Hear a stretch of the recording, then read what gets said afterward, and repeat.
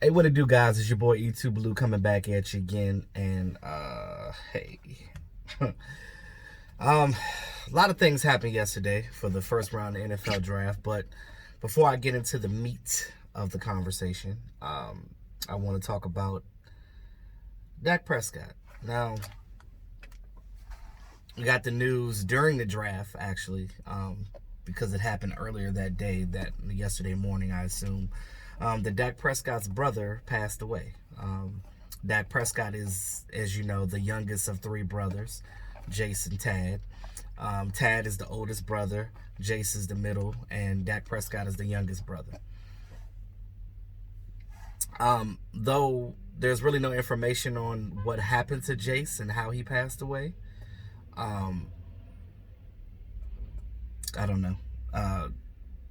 It's just sad. Um, I heard somebody say he committed suicide, but I didn't find any news about exactly what happened to him. But it's still sad nonetheless. Articles say that the family just wants prayers and they want their peace and they want their privacy right now. So Dak Prescott deserves that.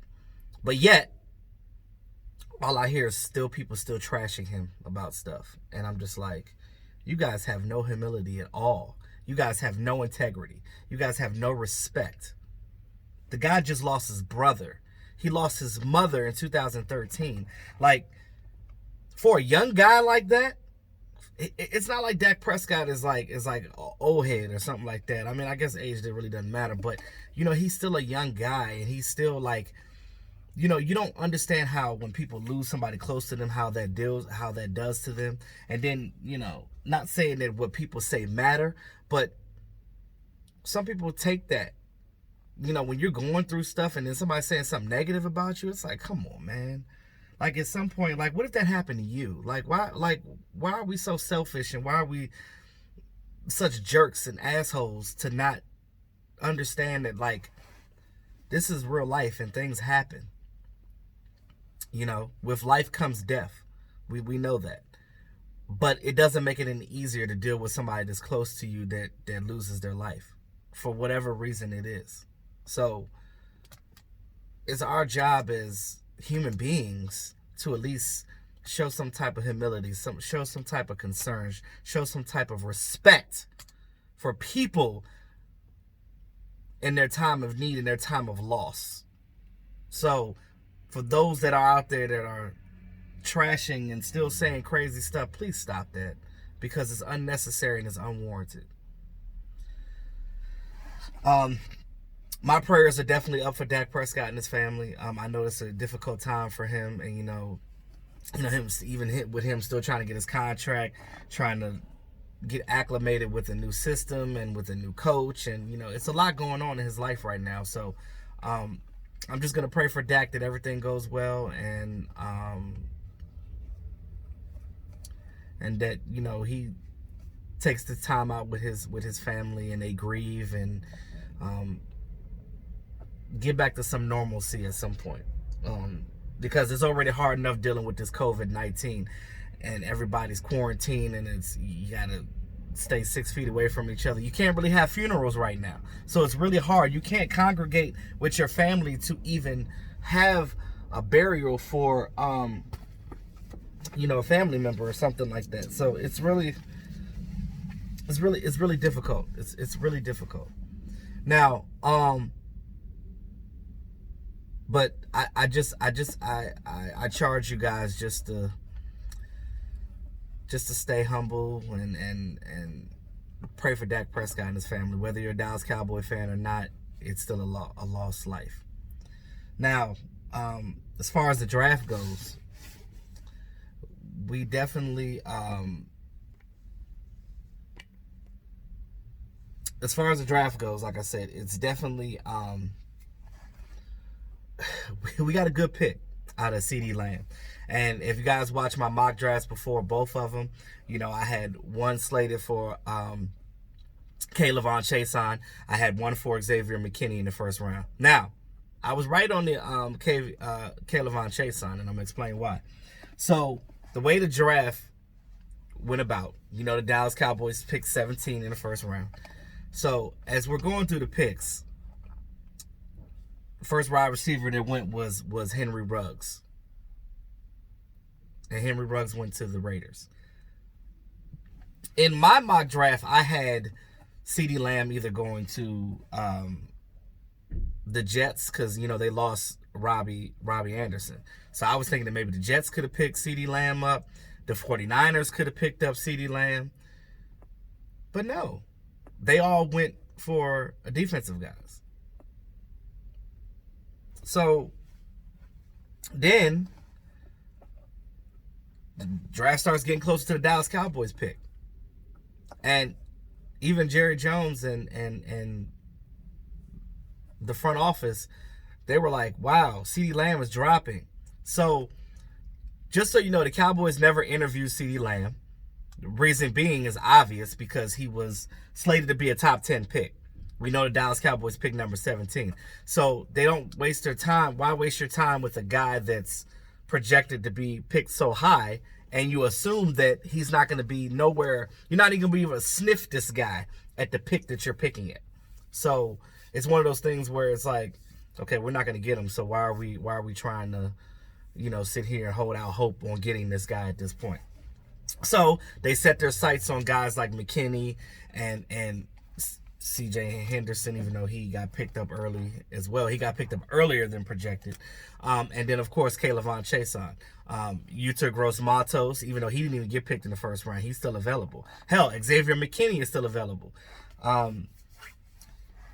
But as the picks started going on, the Dallas Cowboys were like, okay, my God, CeeDee Lamb could possibly fall to us at 17.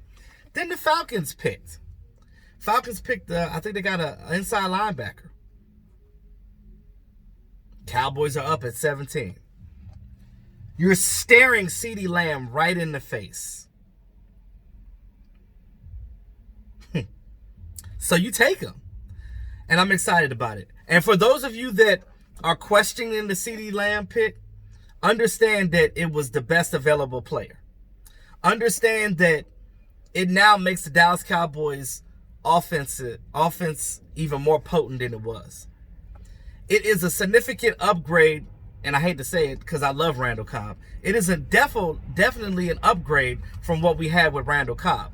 You like Randall Cobb, you're going to love CeeDee Lamb because this guy can not only play the slot, he can play all three of the damn wide receiver positions. And guys, you can put him on punt returns and kick returns as well. He's a good special teamer. So you can put this guy, he's like Randall Cobb and Tavon Austin put together.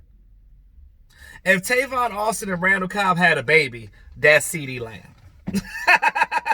Well, that's not possible. You know what I mean? Like if you morph these two guys together, you got CeeDee Lamb. You got a guy that can play inside and outside slot receiver positions. You got a guy that also could play special teams and go on jet sweeps and you could throw him out in the flat. You can put him on some screen plays. You can do so many different things with CeeDee Lamb. And I was looking at some tape of him in college and looking at some of the things that he was doing with the Sooners.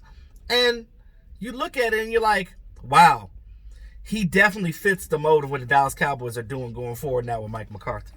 Now, if this was the Jason Garrett era, they would have messed that pick all the way up. It wouldn't have been CeeDee Lamb. You know who they would have picked? They would have probably picked some random-ass linebacker that you never heard of. And you're like, who? And we would have been pissed if this was a Jason Garrett era. But now that Jason Garrett and his henchmen are gone, you got a new era with Mike McCarthy, and they are picking how you're supposed to pick in a damn draft. All right? So, I guess my mock draft was kind of right. But this is the thing about mock drafts. It's just for fun. They're never accurate. Never. But the fact that I got close with picking K'Lavon Chaisson because the Dallas Cowboys knew that in their mind, or they thought in their mind, that CeeDee Lamb was nowhere to be taken. So they just went upon themselves and just said, hey, what we're going to do is we're going to go ahead and just go ahead and pick up Caleb Von Chason because he's going to be there for us. We know that Caleb Von Chason is going to be there, so he's going to be the pick. They really like Caleb Von Chason. I like them. I like him too, but the Jaguars picked him after we did. So, it's quite similar to when Zeke came out as well. When we got Zeke, and then they ended up getting Jalen Ramsey right after us. But that's funny how that works out. But yeah, let me know what you guys think about the CeeDee Lamb pick. I love it. But now going forward, real quick now, and I'm gonna talk about this in the live stream tonight when we do rounds 2 through 3. There's still a lot of good guys out there. Xavier McKinney is still there. If they want to, so the Cowboys are picking at 51. So I don't think Xavier McKinney is going to fall that far. But you got Xavier McKinney. You got Grant Delpit still there. You got Bryce Hall still there from Virginia.